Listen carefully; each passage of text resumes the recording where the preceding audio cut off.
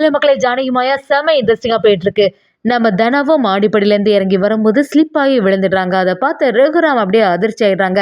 தனாவோட வயித்துல வளர குழந்தைக்கு எந்த பிரச்சனையும் ஆகக்கூடாது அப்படி சொல்லிட்டு கடவுளை வேண்டுறதுக்காண்டி கோவிலுக்கு வராங்க. இதை பார்த்த ஜானகியும் நம்ம ரகுராம் கிட்ட பேசும்போது ரகுராமும் தனாவோட குழந்தைக்கு எந்த பிரச்சனையும் வரக்கூடாது, அதுக்காக தான் வேண்டுதல் பண்ணதுக்காண்டி வந்தேன்னு சொல்றாங்க.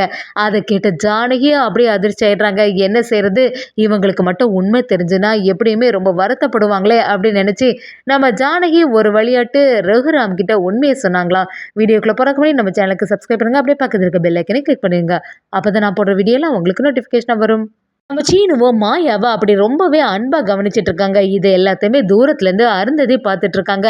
அந்த மாயாவுக்கு ஏதாவது ஒண்ணுன்னா சீனு இவ்வளோ டென்ஷன் ஆகுறானே அப்படின்னு சொல்லிட்டு அருந்ததி யோசிக்கும் போது அவங்க அசிஸ்டண்டா பப்பிமா இப்ப என்னாச்சு, எதுக்காக அங்கேயே பார்த்துட்டு இருக்க அப்படி சொல்லும்போது அருந்ததியும் பாத்தீங்களா அந்த மாயாவுக்கு ஒண்ணுன்னா அந்த சீனு எவ்வளவு துடிச்சு போயிடுறான், இப்படியெல்லாம் ஒரு ஹஸ்பண்ட் அண்ட் ஒய்ஃப் அமைகிறது ரொம்பவே கஷ்டம் அப்படி சொல்லும்போது ஆமா பாப்பிமா நீ சொல்றது எல்லாமே சரியா தான் இருக்கு, அதுக்காக என்ன செய்ய முடியும், அந்த மாயா சரியான ஆளா இருக்காளே, உன்னையே எதிர்த்து அதை டான்ஸ்குள்ள ஆரம்பிச்சிட்டா, என்னதான் பிரச்சனை வந்தாலும் எல்லாத்தையும் தாண்டி இன்னும் ஸ்ட்ராங் ஆயிட்டே வராளே அப்படி சொல்லும்போது நம்ம அருந்ததியும் எல்லாத்துக்குமே காரணம் அந்த குடும்பத்தோட ஒற்றுமை தான், அந்த குடும்பம் எல்லாம் சேர்ந்து இருக்கனால தான் இந்த மாயா இவ்வளோ ஸ்ட்ராங்கா இருக்கா, மாயாவுக்கு ஒண்ணுனா எல்லாரும் எப்படி வருத்தப்படுறாங்கன்னு பாத்தீங்களா, அதனால தான் இப்படிலாம் நடந்துட்டு இருக்கு, அது மட்டும் இல்லாம கண்டிப்பா இந்த சீனுவை அந்த மாயா கிட்ட இருந்து பிரிச்சே அவன் அப்படி சொல்றாங்க. அதை கேட்ட அந்த அசிஸ்டண்டும் அருந்ததி நீ ஒரு முடிவு எடுத்தா சரியா தான் இருக்கும், எப்படி இருந்தாலுமே உன்னோட டான்ஸ் ஸ்கூல் தான் இந்த ஏரியாலே நம்பர் 1 இருக்கணும் அப்படின்னு சொல்லிட்டு நம்ம அருந்ததி கிட்ட சொல்ல ஆரம்பிக்கிறாங்க.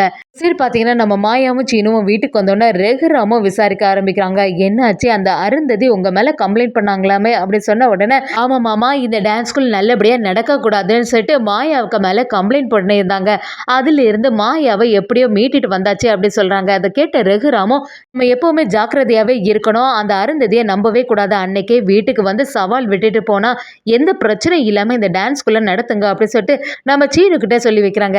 அதே சமயத்துல இதெல்லாம் பார்த்துட்டு இருந்த பத்மாவை இதாண்டா சான்ஸ் சொல்லிட்டு மாயாவை திட்ட ஆரம்பிக்கிறாங்க. இதுக்குதான் நான் அப்பவே சொன்னேன் இப்படி எல்லாம் பிரச்சனை வரும்னு தெரிஞ்சுதான் இந்த மாதிரி டான்ஸ் ஸ்கூல்லே வேண்டான்னு சொன்னேன், யாராவது கேட்டீங்களா அப்படி சொல்லும்போது சீனுவும் என்னமா பேசுற, ஒரு தொழில் நடக்கணும்னா அதுல 1000 தடங்கள் வந்துட்டு தானே ஆகும், அப்படி இருக்கும்போது அந்த தொழிலை விட்டுட்டு போக முடியுமா, இந்த மாதிரி எல்லாம் சொல்லாதம்மா அப்படின்னு நம்ம பத்மா கிட்ட சொல்லும்போது பத்மாவும் நான் என்ன சொன்னாலுமே எனக்கு என்னைக்காவது சப்போர்ட் பண்ணி பேசியிருக்கியா, எப்பவும் அந்த மாயாவுக்கு பின்னாடியே சுத்திட்டு அப்படி சொல்லிட்டு சீனுவை திட்ட ஆரம்பிக்கிறாங்க.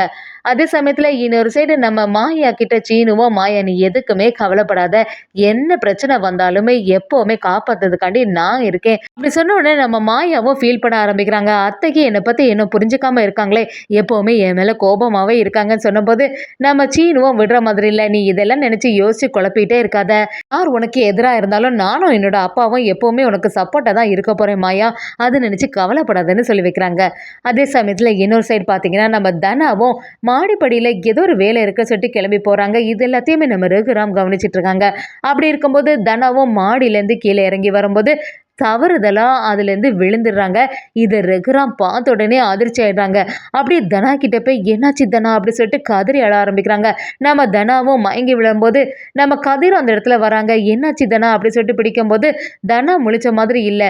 நம்ம ரகுராமும் கண்டிப்பா தனாவோட வயித்துல வளர குழந்தைக்கு எந்த பிரச்சனையும் இருக்கக்கூடாதே, தனா வர கீழே விழுந்துட்டா அப்படி சொல்லிட்டு ரொம்ப பதட்டமா இருக்காங்க. அந்த சமயத்துல நம்ம கதிரும் தனாவை எழுப்பி பார்க்கும்போது தனாவுக்கு தண்ணி எல்லாம் துளிச்சு ஓரளவு எழும்பிடுறாங்க. அதே சமயத்துல நம்ம ரகுராம் விடுற மாதிரி இல்ல, கண்டிப்பா தனா ஹாஸ்பிட்டல்ல போய் செக்அப் போகணும் அப்படின்னு சொல்றாங்க.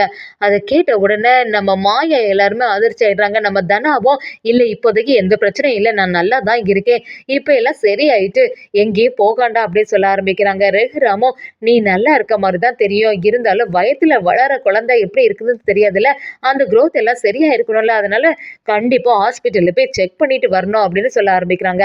இதெல்லாம் பார்த்துட்டு இருந்த பத்மா பார்வதிக்கு சந்தோஷம் ஆகுது. பத்மாவும் பார்வதி கிட்ட இப்ப கரெக்டான சிச்சுவேஷன் அமைஞ்சிட்டு பாத்தியா, என்னெல்லாம் பிளான் போட்டேன் இப்பதான் எல்லாமே நடக்க போகுது அப்படின்னு சொல்லிட்டு பத்மாவும் யோசிக்க ஆரம்பிக்கிறாங்க. பார்வதியும் இது வரைக்கும் இந்த தனாவும் மாயாவும் எல்லாரும் சேர்ந்து என்னெல்லாம் ஏமாத்திட்டு இருந்தாங்க, இனி உண்மை வெளியில வரும்போது நான் கண்டிப்பா ரகுராம் மாமா தனாக்கு மேல கோபப்பட தான் செய்ய போறாங்க, அது மட்டும் இல்லாம இந்த வீட்டை விட்டு வெளியில அனுப்ப தான் போறாங்க அப்படிங்கிற மாதிரி பார்வதியும் நம்ம பத்மா கிட்ட சொல்லி வைக்கிறாங்க.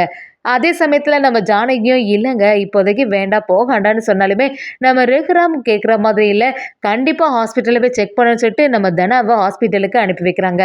ரகுராமும் கதிர்கிட்ட இதான் நீ உன்னோட ஒய்ஃப பாத்துக்கிற லட்சணமா? நீ கொஞ்சமாவது ஜாக்கிரதையா இருக்காண்டாமா? தனா கன்சீவா இருக்கான்னு தெரியல. அதனால அதுக்கேத்தவாறு வேலைகள குடுக்க வேண்டியது தானே. அவ எதுக்கு தேவையில்லாம மாடிப்படி ஏற போனா அப்படின்னு சொல்லிட்டு நம்ம கதிர்க்கு மேல தான் ரகுராமுக்கு கோபம் வருது. நம்ம ஜானகியும் ரகுராம சுத்தி பார்க்கும்போது வீட்ல ரகுராம் இருந்த மாதிரி இல்ல. அதே சமயத்துல ரகுராம் கோவில்ல போய் வேண்டுதல் ஆரம்பிக்கிறாங்க. அங்க போய் என்னோட பொண்ணு தனாவுக்கு எந்த பிரச்சனையும் வரக்கூடாது. இன்னைக்கு வேற இப்படி ஸ்லிப்பாவே விழுந்துட்டா. ரொம்ப நாளுக்கு அப்புறமா எங்க வீட்ல ஒரு வாரிசு வருது சொல்லிட்டு சந்தோஷப்பட்டுட்டு இருக்கேன். அப்படிப்பட்ட சிச்சுவேஷன்ல இந்த மாதிரி தனாவுக்கு இப்படி ஆயிட்டு எந்த பிரச்சனையும் இருக்கக்கூடாது. வயத்துல வளர குழந்தைக்கோட growth நல்லபடியா இருக்கணும் கடவுளே அப்படின்னு சொல்லிட்டு ரகுராமும் வேண்டிட்டே இருக்காங்க. அந்த சமயத்துல கரெக்டா நம்ம ஜானகி அந்த இடத்துல வராங்க. ஜானகி ரகுராம பார்த்தோன்னே அதிர்ச்சி ஆயிடுறாங்க. ரகுராம் கிட்ட வந்து என்னாச்சுங்க, எதற்காக இப்ப இங்க வந்திருக்கீங்க அப்படின்னு விசாரிக்கும் போது அவங்களும் இல்ல ஜானகி எனக்கு ரொம்பவே வருத்தமா இருந்துச்சு. அதனாலதான் கோவிலுக்கு வந்துட்டு போனா எந்த பிரச்சனையும் இல்லாம நல்லபடியா இருக்குமே சொல்லிட்டு யோசிச்சேன் அப்படி சொல்லும்போது ஜானகியும் எதை நினைச்சீங்க நீங்க வருத்தப்படுறீங்க அப்படி கேட்கும்போது நம்ம ரகுராமும் ஒவ்வொரு விஷயத்தையும் சொல்ல ஆரம்பிக்கிறாங்க. இல்ல இன்னைக்கு தனா கீழே விழுந்துட்டால அதனால அவளோட குழந்தைக்கு ஏதாவது ஆபத்து வந்துருமோன்னு சொல்லிட்டு எனக்கு ரொம்பவே பயமா இருந்துச்சு. அதனாலதான் கடவுள்கிட்ட வேண்டிட்டு போயிடலாம்னு சொல்லிட்டு இந்த கோவிலுக்கு வந்தேன் அப்படி சொல்லும்போது நம்ம ஜானகி கிட்ட உனக்கு ஒண்ணு ஞாபகம் இருக்குதா ஜானகி, ஃபர்ஸ்ட் கன்சீவா இருக்கும்போது பைக்ல போயிட்டு இருக்கும்போது தவறுதலா கீழே விழுந்துட்டா. அந்த சமயத்துல நமக்கு அந்த குழந்தை இல்லாம போயிடுச்சு. அப்புறம் ரொம்ப வருஷமா நமக்கு குழந்தை இல்ல. அடுத்ததுதான் தனாவே பிறந்தா. அப்படி இருக்கும்போது தனாவுக்கு இந்த நிலைமை ஆயிடக்கூடாது அப்படின்னு தான் எனக்கு ரொம்பவே பயமா இருக்கு அப்படி சொன்ன உடனே நம்ம ஜானகி அப்படியே ஃபீல் பண்ண ஆரம்பிக்கிறாங்க. தனாவுக்கு மேல இவ்வளோ பாசத்தை வச்சுட்டு வெளிக்காட்டாம இருந்துட்டு இருக்காங்களே அப்படி சொல்லிட்டு ஜானகி யோசிக்கிறாங்க. நம்ம ரகுராமும் தனாவை பத்தி ஒவ்வொரு ஒரு விஷயத்தையும் சொல்லும்போது நம்ம ஜானகிக்கு புரிய ஆரம்பிக்குது. தனாக்கு மேல இவ்வளோ பாசத்தை வச்சு எதுக்கு வெளிக்காட்டாம இருக்கீங்க அப்படின்னு சொல்லிட்டு நம்ம ஜானகி கேட்கும்போது ரகுராமும் என்ன இருந்தாலுமே அவ பண்ணது தப்பு தானே. ஜானகி எவ்வளோ வசதியா வாழ்ந்த பொண்ணு, அவளுக்கு இப்படி ஒரு வாழ்க்கையே அமையணும். இவனால தானே அவளுக்கு இவ்வளோ பிரச்சனை வந்தது. அந்த கதிரை நம்பி போகாம மட்டும் இருந்திருந்தானா இந்நேரத்துக்கு அவ எவ்வளோ பெரிய நல்ல வாழ்க்கையை நான் அமைச்சு கொடுத்துருப்பேன். அதை பத்தி கொஞ்சமாவது யோசிச்சு பாத்தியா அப்படின்னு சொல்லிட்டு நம்ம ரகுராமும் ஜானகிட்ட சொல்லும்போது ஜானகியும் யோசிக்க ஆரம்பிக்கிறாங்க. தனாக்கு மேல இவ்வளோ பாசமா இருக்காங்க. அது மட்டும் இல்லாம தனாவோட வயத்துல வளர குழந்தைக்கு பத்தி இப்படி யோசிச்சுட்டு இருக்காங்களே, இவங்களுக்கு மட்டும் தனா கன்சீவா இல்லை அப்படிங்கிற ஒரு விஷயம் தெரிஞ்சுன்னா எப்படி தாங்கிப்பாங்க? வீட்ல எவ்வளோ பெரிய பிரச்சனை வரப்போகுதுன்னு நினைச்சாலே ரொம்பவே பயமா இருக்கே அப்படி சொல்லிட்டு நம்ம ஜானகி யோசிக்கும் போது ரகுராமும் என்ன ஜானகி நீ என்கிட்ட இருந்து ஏதாவது மறைக்கிறியா? எப்பவும் ஏதாவது ஒன்று யோசிச்சிட்டே இருக்கே என்ன விஷயம் அப்படி கேட்கும்போது ஜானகியும் ஒன்றும் இல்லை அப்படின்னு சொல்லிட்டு சமாளிக்க பார்க்குறாங்க. அதே சமயத்தில் ரகுராமும் இதுக்கு முன்னாடி நிறைய விஷயங்கள் என்கிட்ட இருந்து மறைச்சிருக்கா, அது மாதிரி இல்லை, எதுனாலுமே என்கிட்ட இனிமே வெளிப்படையா சொல்லிட்டு ஜானகின்னு சொல்லிடுறாங்க. அதே சமயத்துல ஒரு கட்டத்துல நம்ம ஜானகி ரகுராம் கிட்ட ஆனா பத்தின உண்மையை சொல்லக்கூடிய சிச்சுவேஷன் வருதுன்னே சொல்லலாம். அந்த சமயத்துல நம்ம ரகுராம் என்ன முடிவெடுக்க போறாங்களோ